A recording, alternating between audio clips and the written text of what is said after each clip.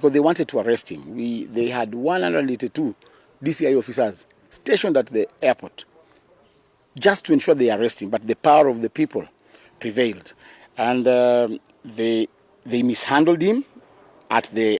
President William Ruto narrowly avoided what could have been one of the most damaging political embarrassment of his presidency last week. A secret plan to arrest former Deputy President Rigathi Gachagua at JKIA was called off at the last minute thanks to an overwhelming show of support from Gachagua's loyal followers. We had to take measures to ensure that he is safe because they are targeting him. You saw the fracas that was at his entry. He was being taken in all the terminals.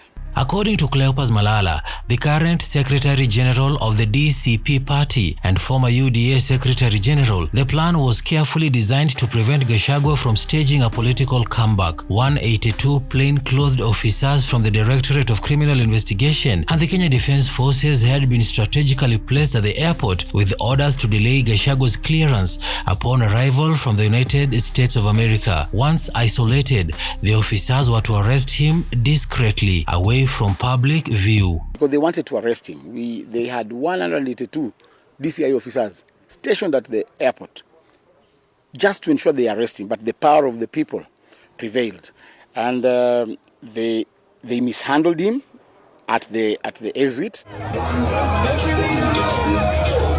The plan was aimed at disrupting what was expected to be a dramatic and symbolic return. Gachagua's trip to the United States had been widely interpreted as a political reset, and his homecoming was seen by many within government circles as a potential threat to the current administration. His rising popularity, especially in the Mount Kenya region, had become a concern for those close to the president.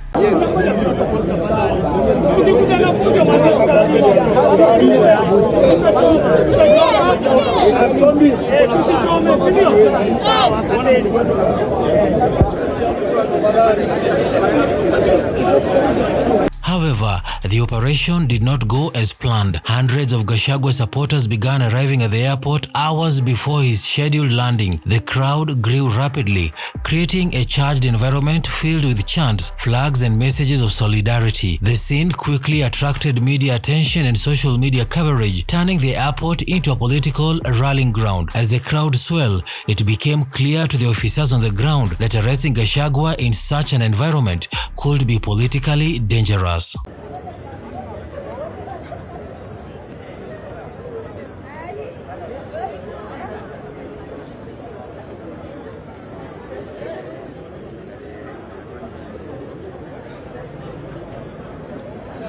With cameras rolling and emotions running high, the authorities were forced to abort the mission. Any attempt to arrest him in front of such a large crowd and energized group of supporters would have sparked chaos, public outrage, and serious political fallout. The risk of damage to the president's reputation, both locally and internationally, became too great.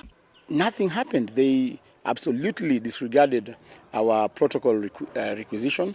But be it as it may, we are thankful that our party leader is in good health. The failed operation has since exposed deepening tensions within the Kenya Kwanza coalition. Gachagua, once Ruto's loyal deputy, has increasingly distanced himself from the inner circle of power. Over the past few years, he has positioned himself as a voice for Mount Kenya and a critique of the very administration he helped bring to power. His return from the United States of America was meant to signal a political comeback, and the failed attempt to stop it has only strengthened the narrative.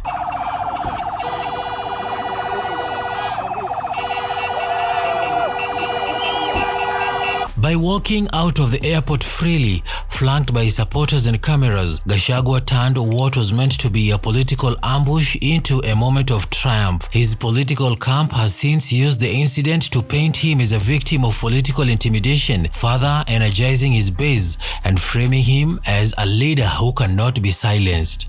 Officially, we will be staging our party leader on Tuesday.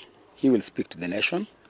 We will invite everybody to listen to him, and we are confident that nothing will happen to him. He's in good health. As Secretary General of GACHAGUA'S new political vehicle, the DCP, Malala has taken a firm stand against what he calls underhand tactics aimed at silencing dissent within the ruling coalition. He has insisted that GACHAGUA'S growing popularity is not just a Mount Kenya issue, but a sign of shifting political winds across the country. Yes.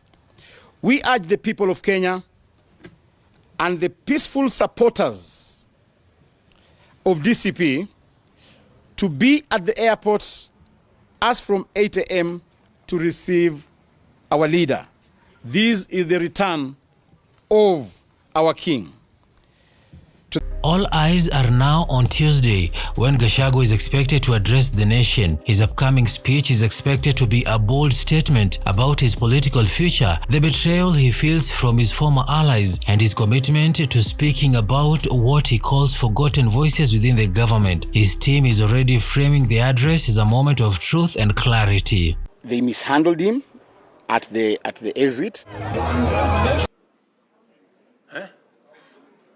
Meanwhile, President Ruto finds himself in a tight spot. He must now balance managing internal rebellion with maintaining national unity. Cracking down on a former deputy could backfire, while ignoring his growing influence could allow Gachagua to gain even more ground.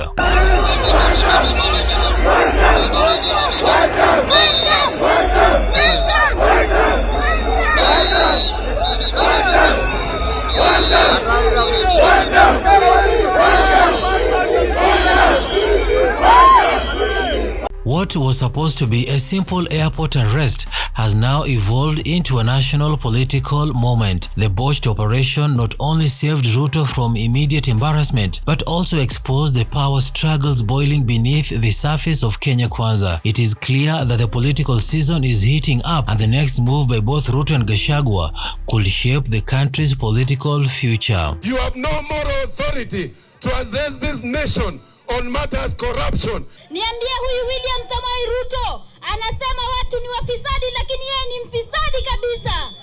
The battle lines are drawn, and as Gachagua prepares to speak, Kenya waits to hear what could be the opening shot of a new political war. Hawa wanahabari ambao wamekuwa hapa, tunataka muangaze maneno haya katika ulimwengu mzima. We must tell William Ruto kwamba yeye anaua vijana wetu hapa Kenya. Tunaambiwa ati anaenda kule United Nations General Assembly, ati aende aongeleshe watu juu ya mauaji. Sisi wa Kenya tunataka tuambie William Ruto tutaweka signatures milioni 10 hata aongea kule kwa wazungu kwa masuala ya kuua watu. Officially, we will be staging our party leader on Tuesday. He will speak to the nation. We will invite everybody to listen to him, and we are confident that nothing will happen to him. He's in good health.